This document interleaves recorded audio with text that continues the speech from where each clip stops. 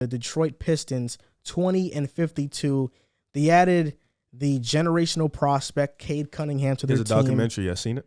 No, I haven't. Cade? Yeah. What's the name? Oh, it's on Overtime. Just type in Cade Cunningham. You'll find it. All right, bet. Isaiah Livers, Luka Garza, Kelly Olynyk, who turned into Kelly Nowitzki with the Rockets in his tenure there, yeah.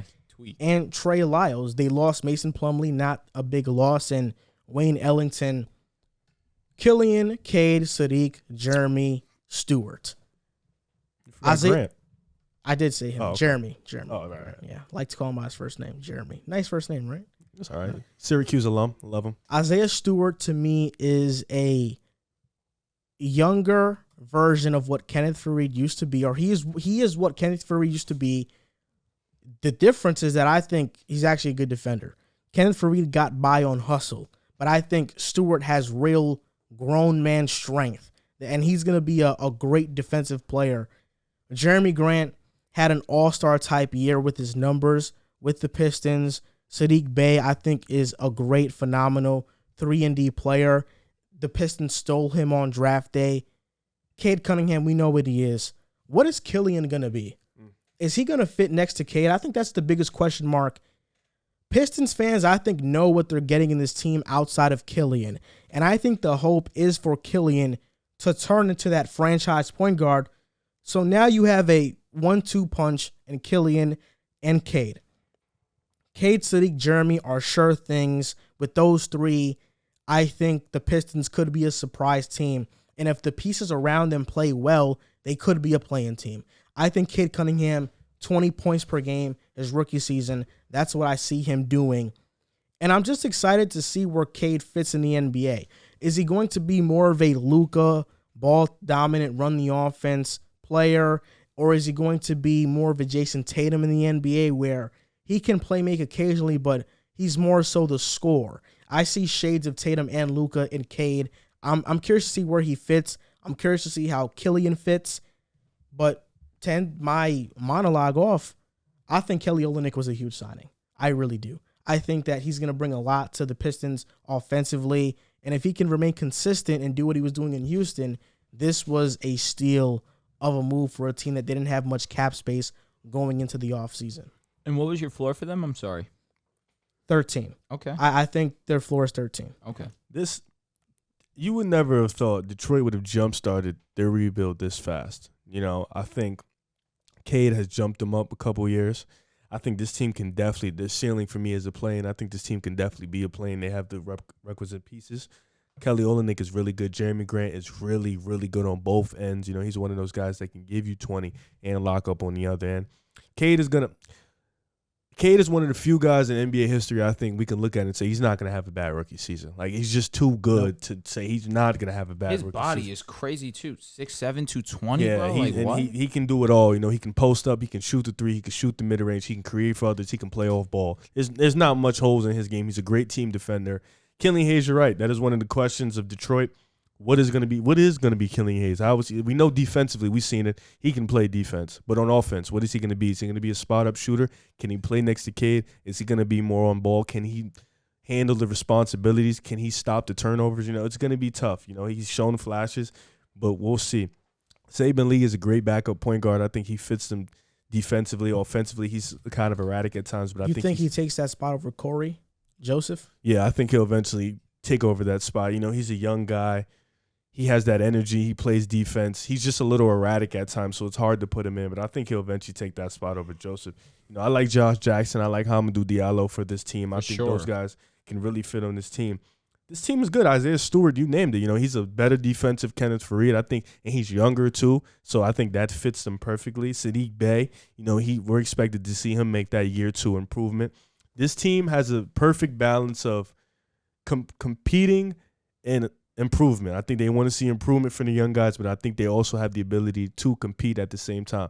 In worst case scenario, they make the play-in, only makes their players better. They don't make the play-in, they bring in another young guy. Yeah. So it's like they're in a win-win situation, and they have a lottery-protected pick. So if they do make the lottery, the pick goes to them. And I think this draft, man, if Killian Hayes doesn't pan out, you have a lot of good guards in this draft. You can go get a wing. Players you can also. go get Jaden Hardy. Do you need a guard? Jaden Hardy, you could plug him in at the 2. Cade plays a full-time 1. Boom. That's exactly what I'm saying. You don't necessarily need the guard with Cade. Hardy's a guard.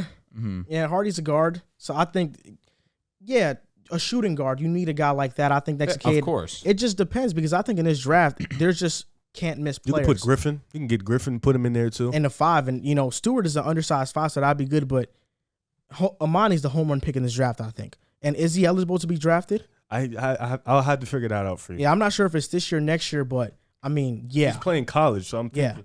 Yeah. Even if they get Paola and they put Jeremy at the 3. It doesn't matter if Cade is a wing or a guard or whatever you want to classify him as. Yeah. If Amani's there, you take him. He's a can't miss prospect. He's going to be a If superstar. you get Imani with Cade. Oh, my God. Oh, my God. Okay, so because he will not turn 19 until January 2023, Bates will not be eligible for the NBA draft next year. No, okay, so yeah. So he has to spend 2 years in college. Okay. So the Pistons aren't getting it. Yeah, my perfect scenario for the Pistons is if Unless they change the rule by the end of next year. if Killian doesn't pan out, I'm going after Jaden Hardy. If Killian does pan out, I'm going after Griffin, and I'm getting a solidified 5. Fair enough. I mean, you guys basically hit the nail on the head. I mean, if Cade Cunningham is who we all think he is going to be, it's possible they are a play-in team. I mean, they have some solid talent here. You guys mentioned Jeremy Grant, who has been vastly improving throughout the entirety of his career, but from the year prior to last season was a tremendous increase. He's a solid offensive scorer. Sadiq Bey had a solid rookie season last season. That being said, Luka Garza, sneaky pick by them in the second round. He played well in summer league. He definitely did. I think, was he first team or I think he was second team. He was one of them. Regardless of that fact, you take a late second round flyer on him, a guy who's already shown you what he can be in college. I think he was like a 23 point per game scorer at Michigan. College player of the year. Yeah, solid. He didn't go to Michigan. Iowa. You're 100% right. I got the colors mixed up. I got you. Don't worry. Thanks, I buddy. got you. But regardless of that, he was a solid player, a solid offensive player, and he dropped to the second round. What do the Pistons have to lose by taking a guy like that? And you pair him with Cade Cunningham, who obviously has the facilitating ability to get Luka involved into the game. I look at Josh Jackson, too, a guy who was a third-round pick a few years ago, was basically underwhelming with his time with the Suns. Went to Memphis, was pretty underwhelming there, but we saw some strides, a few strides with his short stint in Memphis. Then he goes, and now he's finally playing similar, at least somewhat of what they thought they were getting with the third overall pick here with the Pistons. We just need to see it on a more consistent basis. He had a few decent scoring games last year. It's just as long as he can do it on a night in, night out basis, Pistons are going to be solid, and they can reach the ceiling of what we think could be a play-in team. But me personally, I just think that they're not ready yet. I just think that they're a young overall squad. Sure, they have some star potential talent here with Jeremy Graham, obviously Cade, and Sadiq Bey potentially, but ultimately, I just think that they're a year away, or a year or two away from being perennial playoff contenders. You think Garza plays though? I just think that with he's on a two-way right now. I think that with the youth that they have right now, With why not give Olynyk, him a chance? Stewart. Listen, Olynyk is going to be a starter, no doubt about it. I just think that they should try and at least give him some kind of bench minutes. Yeah, I just don't. It's just hard when you got 9 guys that are better than you. I'm with you. It's hard, and I don't even know because who's better, Trey Lyles or Luka Garza? It's tough. I would say Trey at the moment. Hey, Trey. But wouldn't you take the flyer on Luka? You know what I'm saying? No, they're probably going to give him some run. They're as definitely they going to give should. him some run. At this point, you're the Pistons. But he's on a two-way, so I think if injuries happen, yeah. it's hard to give a two-way some run. You know, he played well during this preseason. I mean, why not at least let him continue to show what he's got? Is there a reality where Jeremy Grant has one of the more massive drop-offs that we've ever seen? Because at Denver, he was a 13-point-per-game scorer. Throughout his career, he's been floating around 8 to 13 a game. All of a sudden, last year, he jumps up to 20+.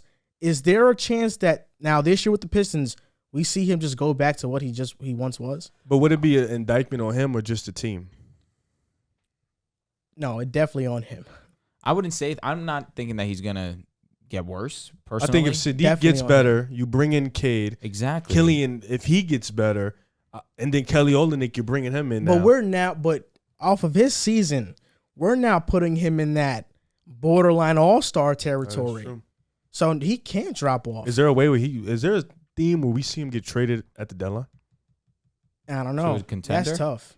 Yo, that'd be interesting. I don't know. That's tough. I Or don't maybe think they just so. and maybe they just bank on the young guys. We're just gonna ride with these young guys. Like, get is some there cap. is there a role Jeremy Grant averages like 15 a game this upcoming season? I guess so. I don't personally see Yeah, it go. I think 18 would be the 15's limit. low. Yeah, 15's low. I mean, like, look at his career. That's what he's been. Because I think he's in an established role now. Like he knows he's the number one leading He's the offensive scorer. player. So I don't think 15, unless he's shooting shitty, then it's like Well, unless he just takes for that real. reduced role, because I don't know. For me, I just find it so hard to believe that somebody improved that drastically in the offseason I think he always had it in him though. when the majority of their career was this type of player. That's true. I can see it. I say 17, 18 would be the drop off. Yeah, and that would be a huge drop Oh off. my God, I'm sure Pistons fans would be That pretty would disappointed. change my whole perspective on what the Pistons can be, because I think he gets traded at that point. my analysis on the Pistons is based off of borderline all-star Grant, Cade Cunningham being the rookie of the year, Sadiq Bey being like 16 a game and shooting great, and Killian like being like a 12 a game, like 11, 12 a game. I think if he drops off like that, they trade him. They might. At that point, 20 mil is not worth 15 points a game.